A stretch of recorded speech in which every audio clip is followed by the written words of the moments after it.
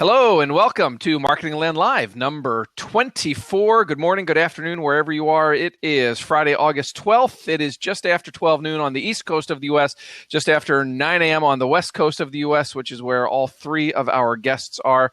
My name is Matt McGee. I'm the editor-in-chief of Marketing Land and Search Engine Land, and we are here every week at this time for Marketing Land Live. It is where we talk about the week that was in online marketing with the marketingland.com team and friends. Why don't we get into introductions?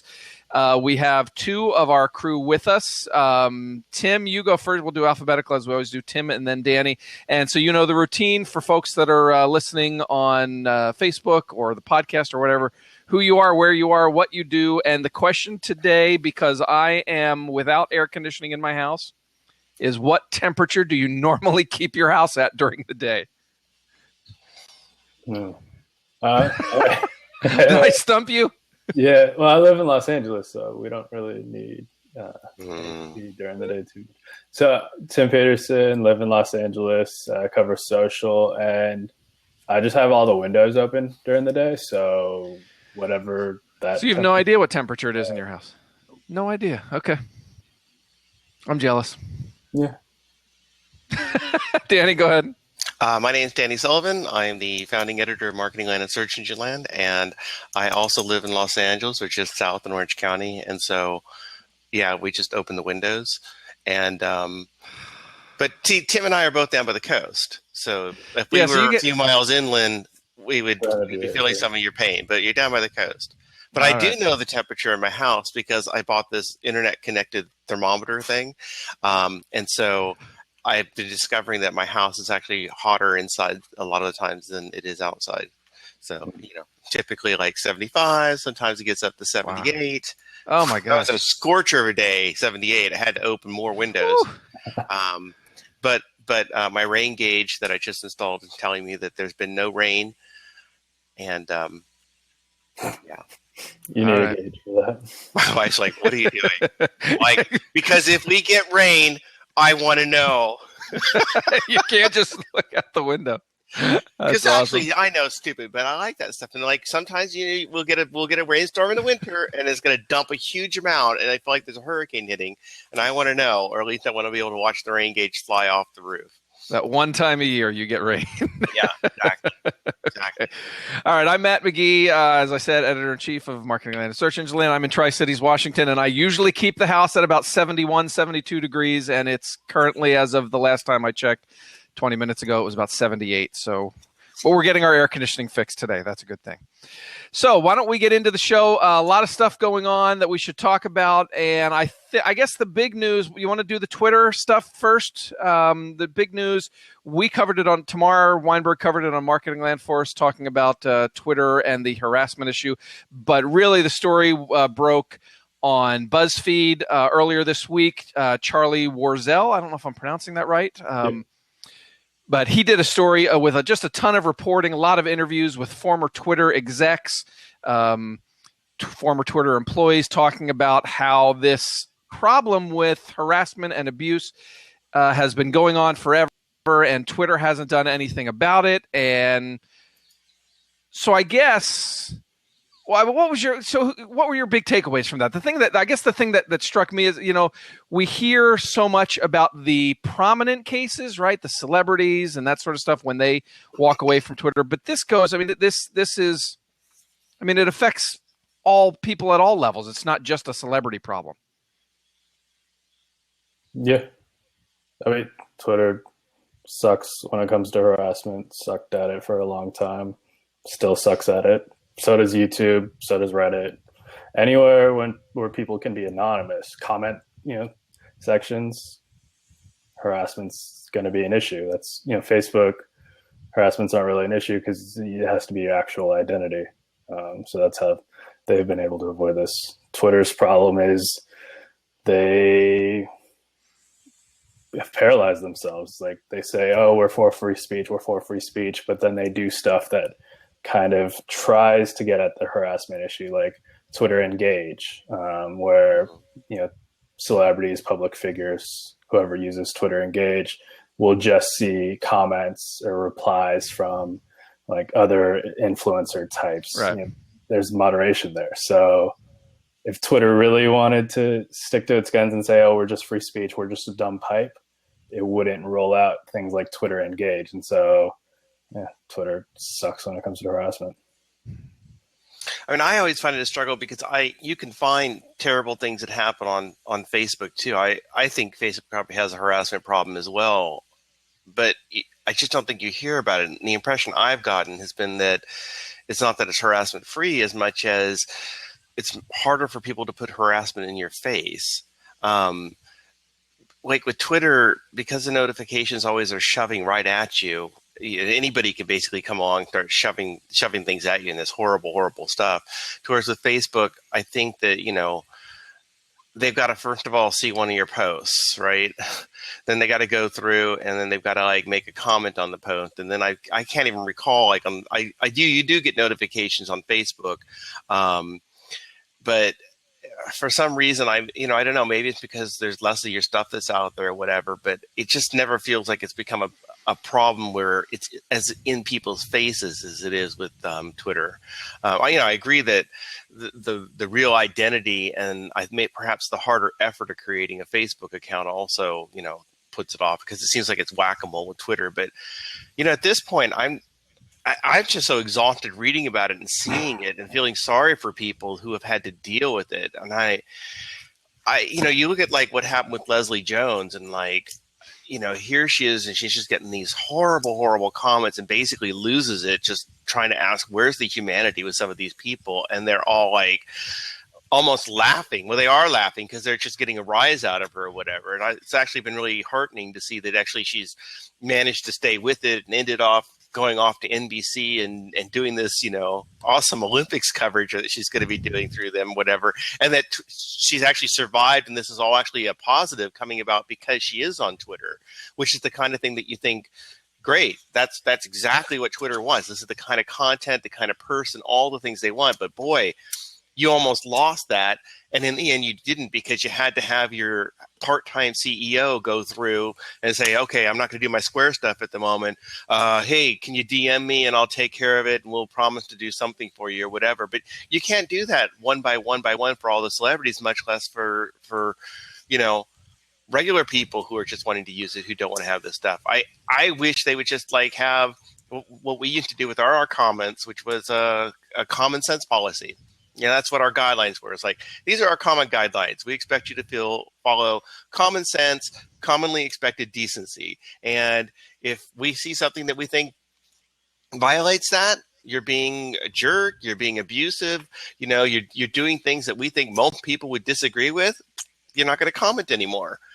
But instead, they just seem to be doing all this stuff. I have one person I saw who was just doing this stuff, and I reported them. They were doing it to someone else. And I've been sitting there waiting to see if they're going to act on that abuse. And as far as I can tell, they haven't done it. And it's a really abusive account. So, it's just a waste of time. They not only have policies that seem to be kind of ambiguous, but they also don't really seem to have the heart to care. And I just don't get it. Like, I know the person who oversees their trust and safety thing really well. She's a great person. And that's Dell, right? Yeah, and I just don't get it. Yeah, we had her at one of our SMX social shows. Yeah. What, Danny, 3-4 years or so ago, and I came away. I remember coming away, impressed with her and sort of the idea that there was a plan in place and this is what they were going to do and it was a priority, but it just hasn't changed. And if anything, it seems like it's gotten worse. I know, like I follow. On Twitter, I follow a lot of the Seattle sports writers, right? Like people that are, if you're a Seattle sports fan, you know them, but they're certainly not famous in the sense of the word. But, they'll just be tweeting during a Seahawks game or during a Mariners game or whatever. And the hate that they have to put up with.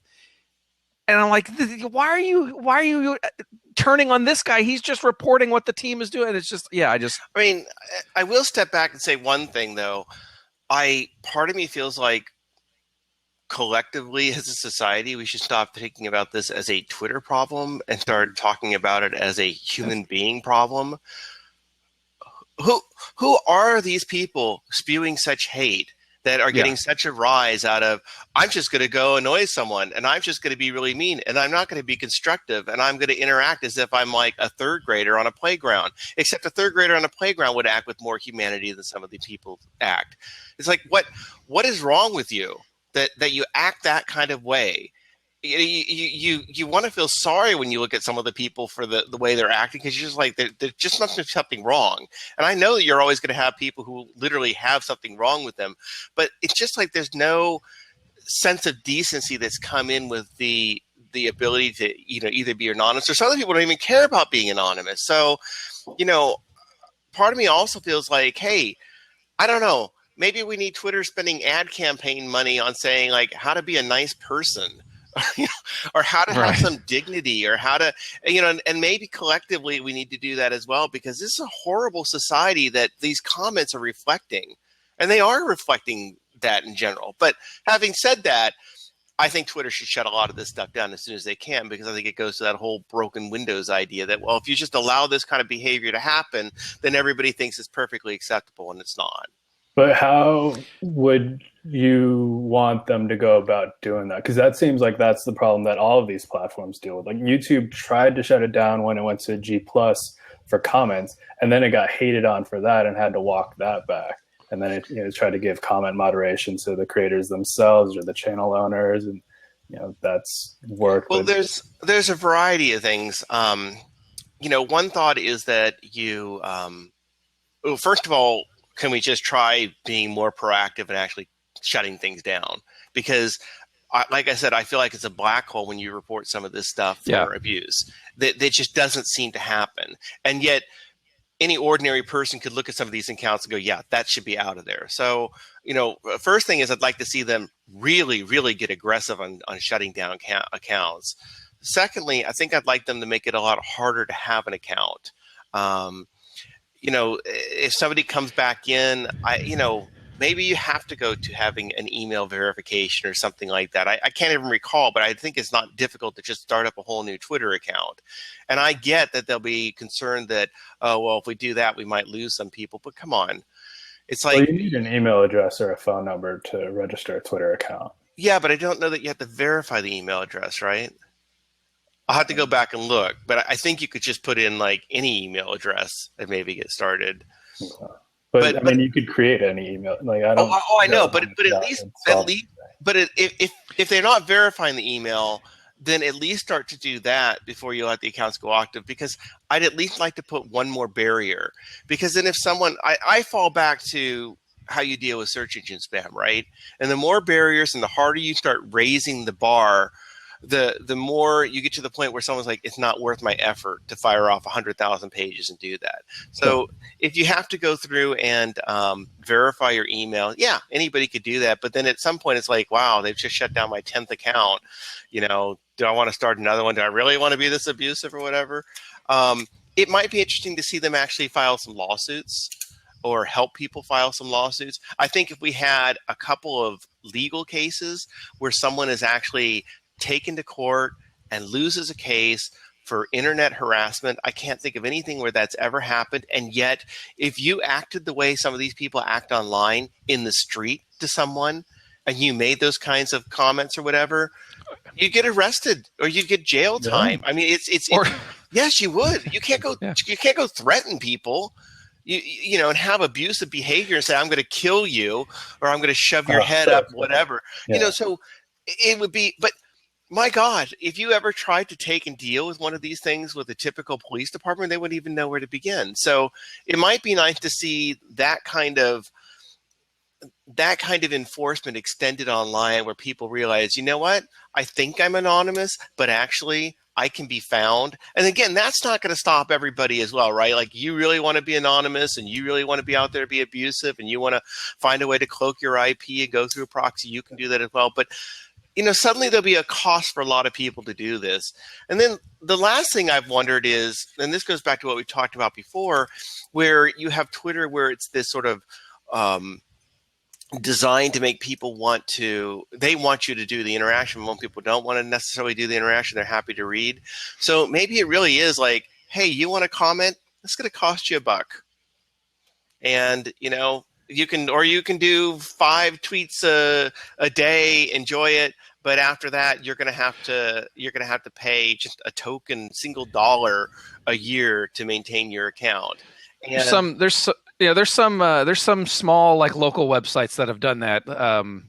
Start charging people if they want to actually leave comment, and it like literally cleaned up comments overnight. Yeah, that you actually had to register. You're going to pay $1 a year if you want to be a comment. That way, they had, once you register, then they have your name, your email, all this sort of information about you. Or if you want to comment, you have to actually verify. You actually have to go through the process where you know who your identity is. And I know that means we end up losing potentially the ability for someone in a hostile environment that's worried about their ability to be able to tweet about what's happening in some country where something's happening or whatever. But I don't know. I mean, at what point do we go with the balances or whatever? Or maybe it's that if you want to do an @reply to somebody, you can only have that enabled on your account if you have a verified identity. Because that way, if you feel like you need to be anonymous and share with the world something that's happening, you can do it, but you don't have the ability to go through and shove that into somebody else's feed unless we actually know who you are. Maybe that would solve it. Which sort of gets to where I wanted to take this. We know that 3 weeks or so ago they started, anybody can get verified. And I sort of, as I was thinking about, this news that came out this week, I'm thinking was that a step towards improving and dealing with the abuse and the harassment? Because there are tools that once you're verified, you can sort of, to a degree at least, kind of separate, the riffraff and from other verified users. Yeah, and you'd asked about that. I don't know if you can see, but here's my screen, like my notifications. Mm-hmm. And so there's and because I'm verified, I have a tab called verified. And if I click on that, then I'm only going to see things that come from other verified people. And so this goes to what Tim was talking about when they roll out things where, if you're a verified person, they kind of did that, I think, because they thought this will give you the high quality stuff, or, oh, you're a celebrity, you'll be able to see what, all the other people are seeing, and you don't have to deal with, I don't know, the normals or whatever. But then you also have this thing in your notification timeline called quality filter. I don't know if you can see it there. Mm-hmm. But if I toggle that on, it's supposed to get rid of abusive language, duplicate content, or suspicious accounts. I've had that on because I would find that every so often I would get people who would like a post that I did like a year ago.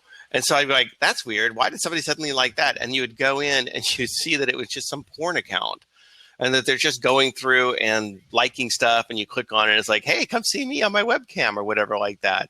And that's filtered out a lot of that.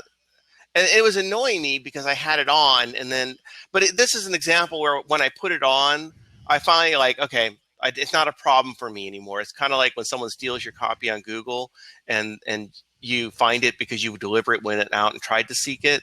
But if you don't do it, then you don't even notice it, because it's typically not going to rank well.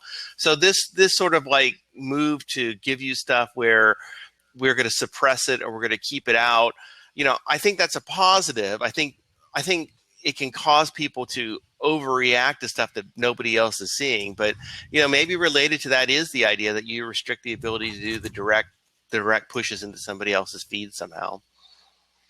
Do we have any sense on how this problem is impacting Twitter's bottom line? And I guess bottom line, I mean in terms of, right, like we've reported on user growth issues and it's been kind of stagnant for a while.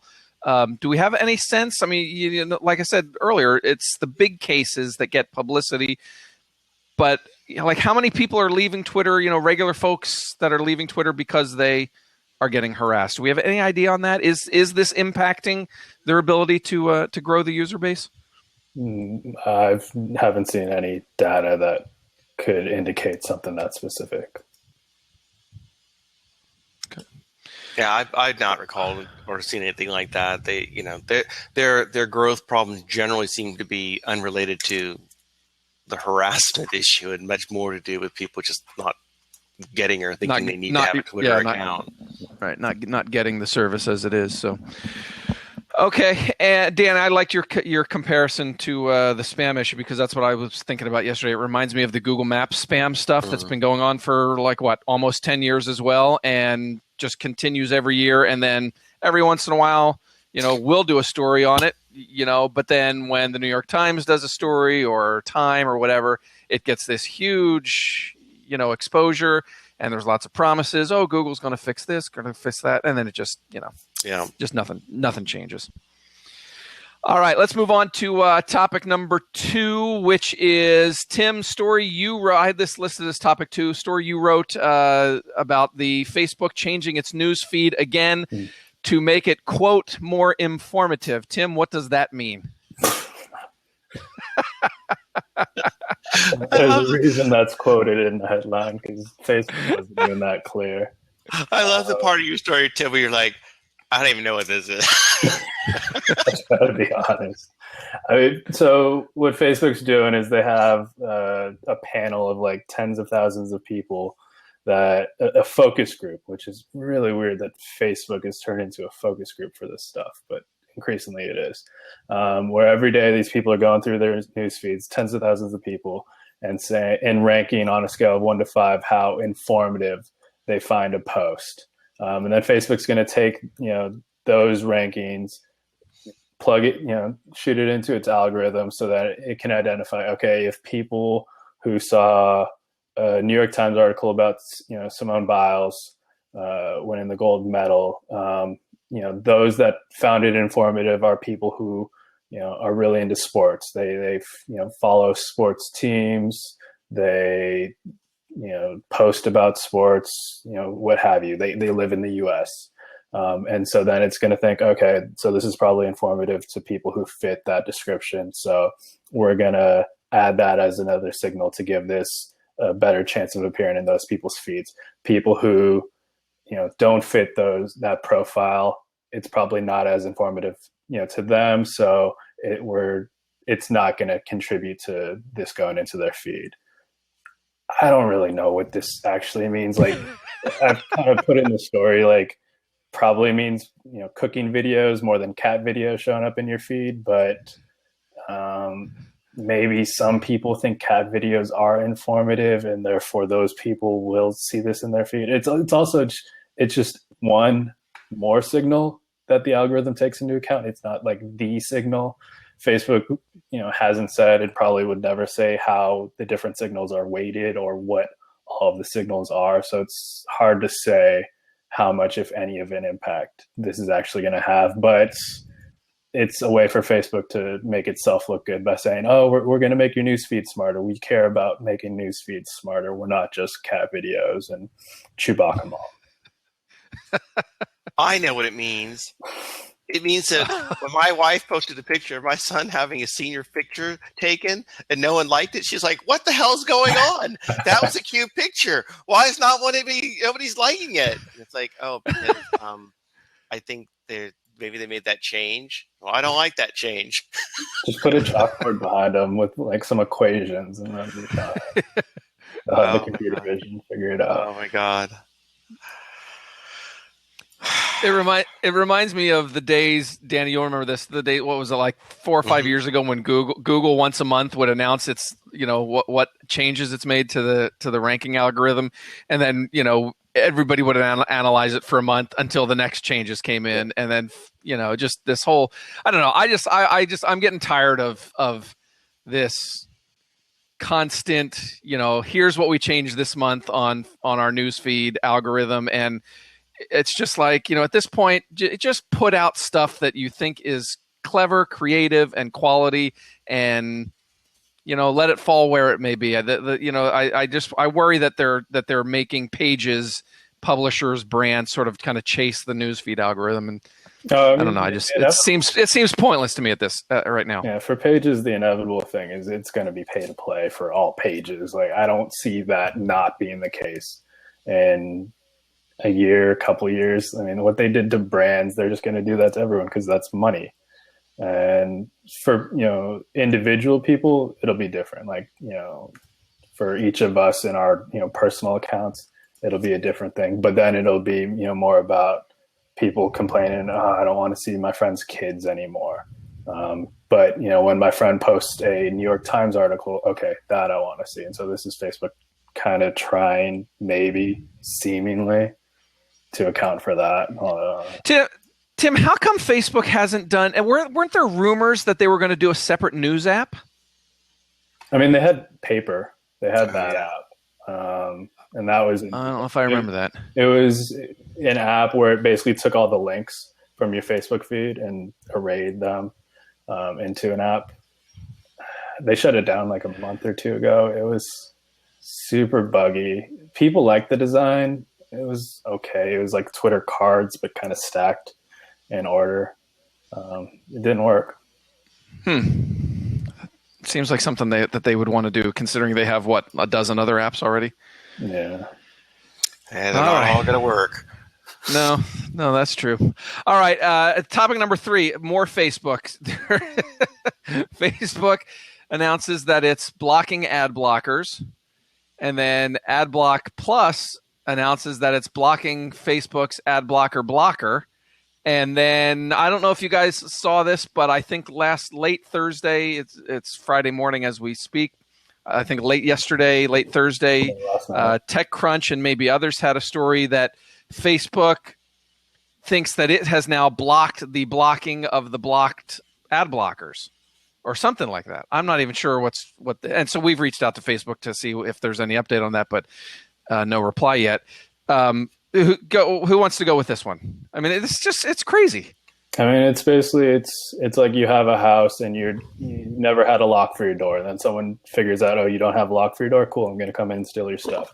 Then you put a lock on your door. And then they figure out, oh, we figured out how to pick that lock. Okay, you get a better lock. Oh, we figured out how to pick that one. And it's just going to keep, like, I'm waiting for this all to fast forward to the Cold War part of ad blocking, because then things will finally get interesting. But until that point, it's just an arms race.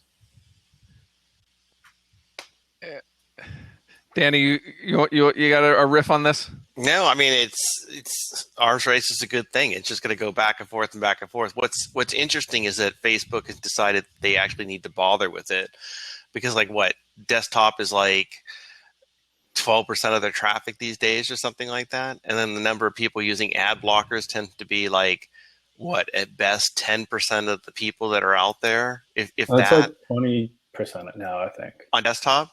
Yeah. So they're working to protect like 2% of their page views. But it's $1 billion that they make each quarter from desktop ad revenue. The really interesting thing to me, I don't know how much I buy into what they told me.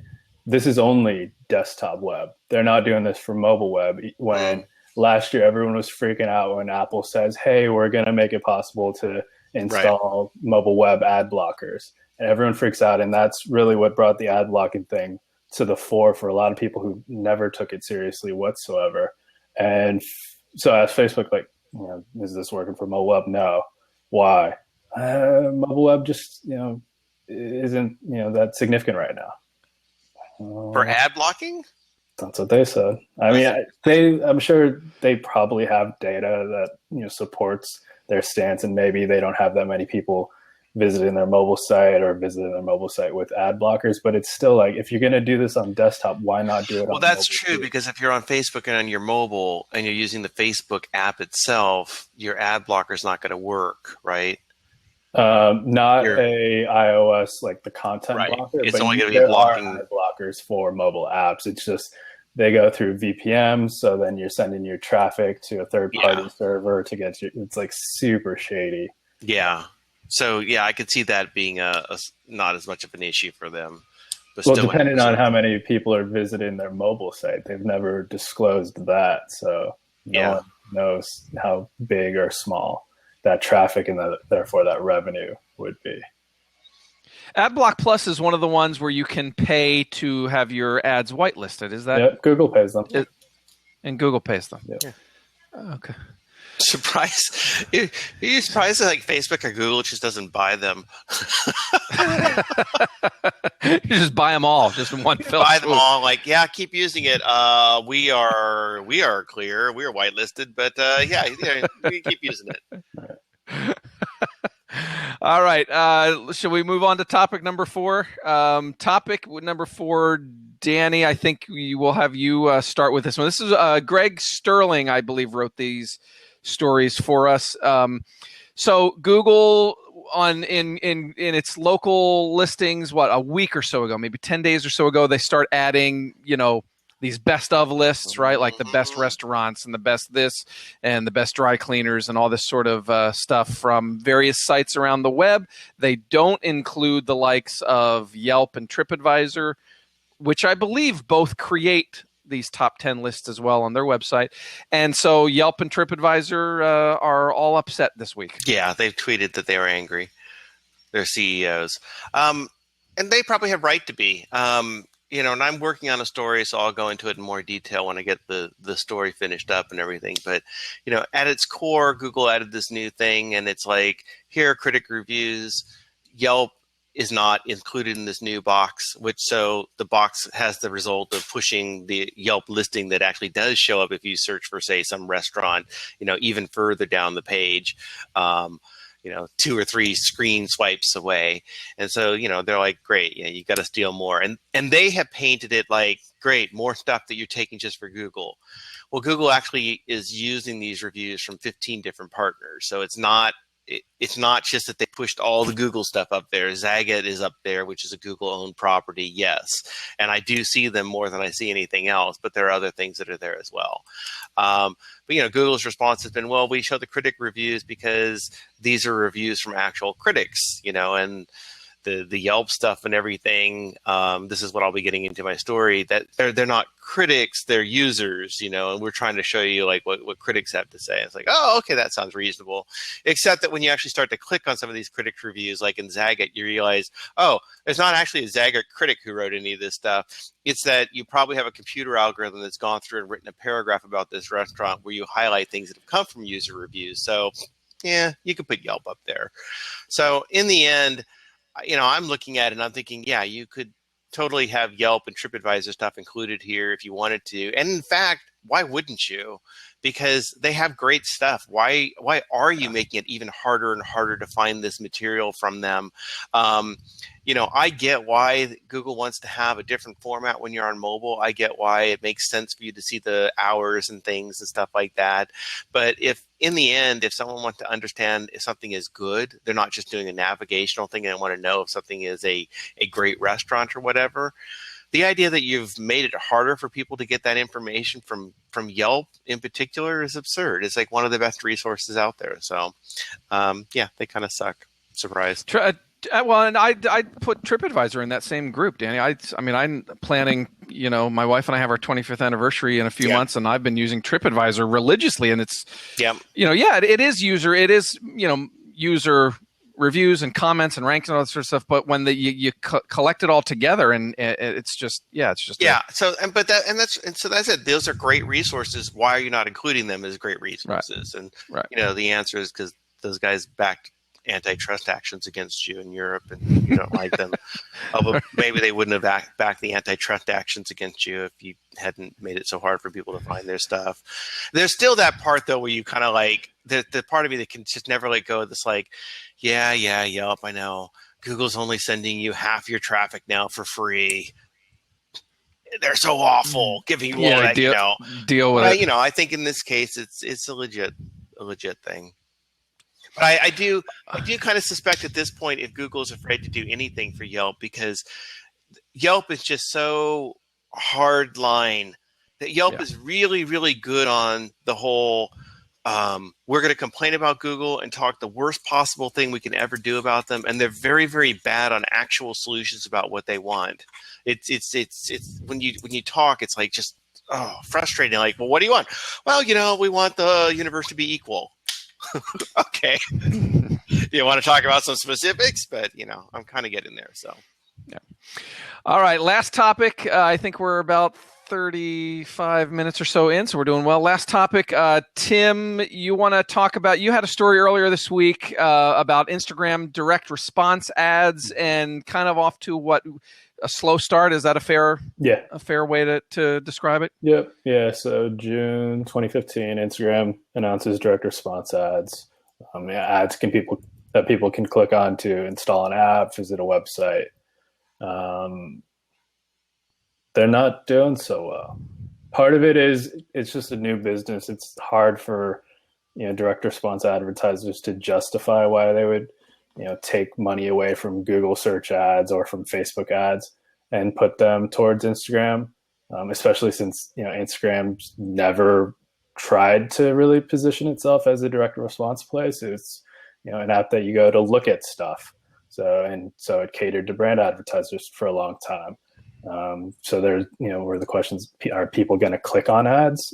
Are they going to click on links to visit a mobile site, especially since you can't put links in your own like organic photo. So people aren't conditioned to do this kind of thing. So will they do it with Instagram's ads? Seems like no. The biggest problem facing Instagram's direct response business seems to be Facebook. Facebook ads get 10 times the clicks of Instagram ads at 1/5 the cost, according to one agency exec I talked to. And so that person and others echoed this is just, if I have $1 to spend on a direct response ad, that dollar is going to Facebook and not to Instagram. So that's made it hard for Instagram to prove itself when it doesn't seem like there's too much of an appetite for Instagram to prove itself. Everyone's, all the agency execs I talked to said, yeah, clients are willing to test Instagram ads. But there's all these issues that I don't know how seriously they're taking those tests. Hey, Tim, so the main difference with the ads, the typical Instagram ad had been, here's an ad, isn't branding awesome? Look at Red Bull, our guy just jumped over this thing, or our woman just jumped over this thing, cool.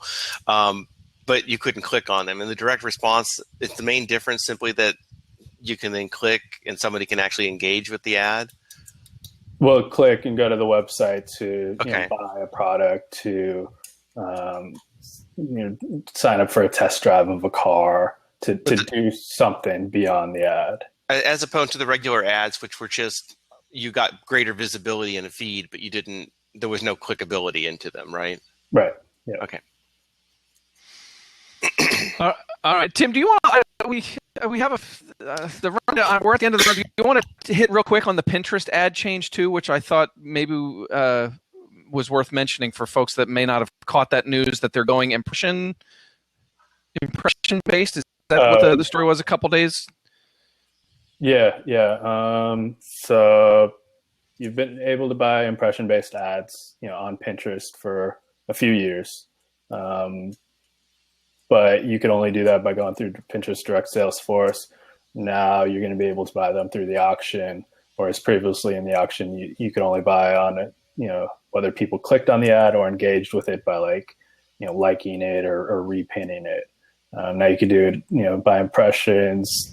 Seems like the idea is this is a way for Pinterest to get more money from brand advertisers, especially, ones that don't want to deal with its direct sales force, because it's easier to just buy ads through an auction and can be more cost effective than going through a direct sales force. All right, fair enough. Is there anything else that we didn't cover? I think we hit the whole rundown. So what is coming up? We have SMX East coming up in about 6 weeks, September 27th through 29th, and we just announced the finalists for the 2016 Landies, the Search Engine Land Awards, and man, oh man, was judging that difficult. Holy smokes. My It's word. hard. Yeah, there are just a lot of fantastic entries, and so now we have to figure out who the winners are. Anyway, so early bird pricing is still available for SMX if you want to register for that, and do come out to see the Landy Awards, which I think, Danny, it's the 28th? Does that sound right? Yep, and emceed by Matt McGee. It's going to be awesome. What? I don't know. We got to figure that all out. Whoa. Breaking news! Dun, dun, dun, dun. All right, why don't we wrap things up, guys? You know how we do it. We'll tell folks that are watching on Facebook or listening to the podcast where is the best place they can reach you. Tim, you go first. Sure. Peterson T on Twitter, Instagram, and Snapchat. So postal mail, you can just send letters to, usually Twitter is the best place, just Danny Sullivan at Twitter. And same for me. At Matt McGee on Twitter is the place to reach me. We are the websites. If you need to contact through our social team, it's at MarketingLand, at SEngineLand on Twitter, also on Facebook, facebook.com/MarketingLand, facebook.com/SearchEngineLand. And as always, we would love, if you'd prefer to, we love that you're tuning in on Blab or watching the video replay on YouTube or whatever. But if you want to get this on audio, listen on the train or the car or wherever you might be, just go to Google Play Music or iTunes, do a search in the podcast section for Marketing Land, and it should come up, and we would love for you to subscribe to the podcast as well. Tim, Danny, thanks so much. Appreciate it. Have a great and cool weekend, and we'll see you next time. Thanks to all who tuned in live on Blab or on Facebook, and thanks to all who are listening later on the replays or the podcast. We'll see you next week. Thanks, guys. Bye-bye. Bye. Thanks, everyone.